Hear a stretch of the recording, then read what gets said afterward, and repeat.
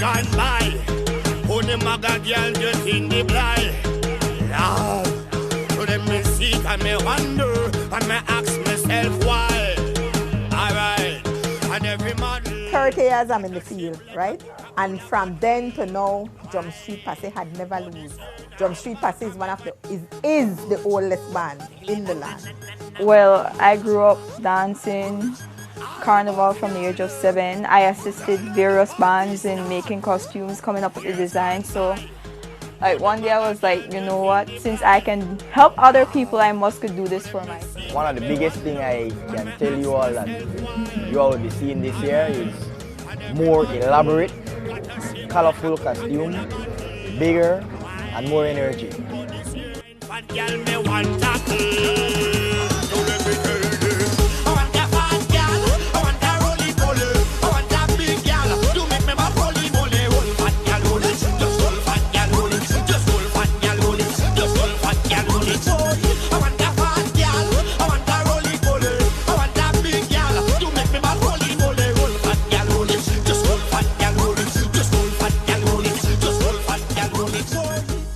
The passion is the kids, right?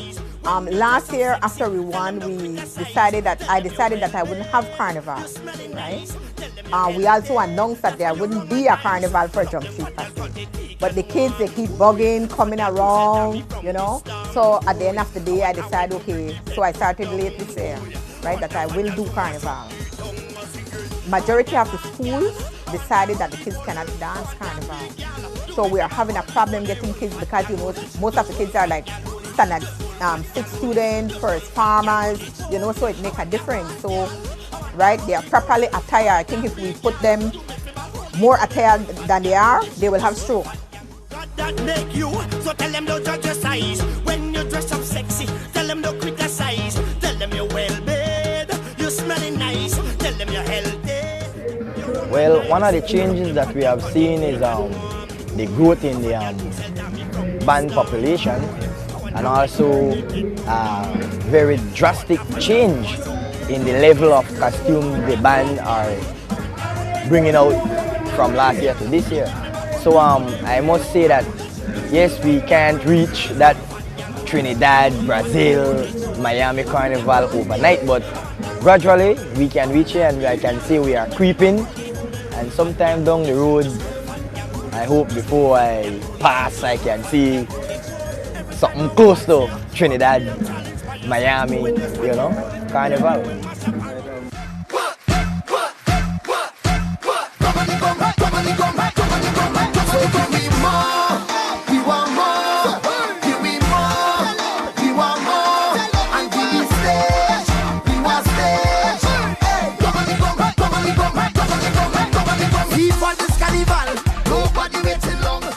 In the past, it was a little easier, right? Things wasn't so expensive. Carnival wasn't so elaborate, right? So it was easy. You get $1,000 and you have a beautiful 35 people dancing Carnival. But as Carnival grew in the 80s, in the late 80s, right? We became more elaborate. But it wasn't that bad, again, because things wasn't that expensive, right? But getting into the 90s, things changed, right?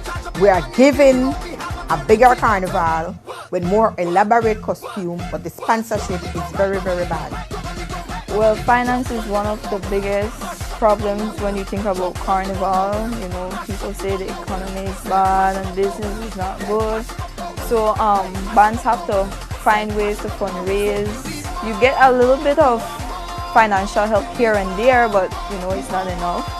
So we have to sit down and plan how we're going to get this money to actually pull off the whole thing. So it's basically mostly fundraising. Yes, we mash up the place, go build it back up in town. Coming round the savannah, heading down by the square. We building up everything, when we done mash up everywhere. I say, look all the 18 millers rolling. One of the biggest challenges that all bands are facing is that financial problem.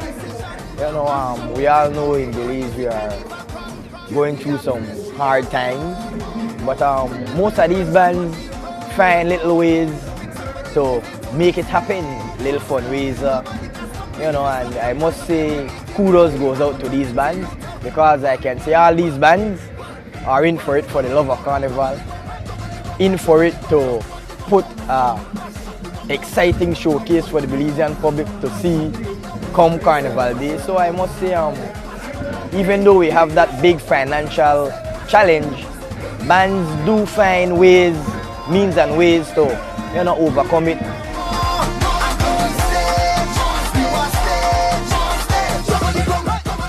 When it comes to Carnival, like I sleep Carnival, I dream Carnival, you know, I walk Carnival. My biggest thing I would like to see is for it to be national, where we see bands from Dangriga bringing some sort of cultural aspect from their zone into Carnival, from the north, the west, you know, and I think that to see a Carnival of that magnitude would be a big success to me.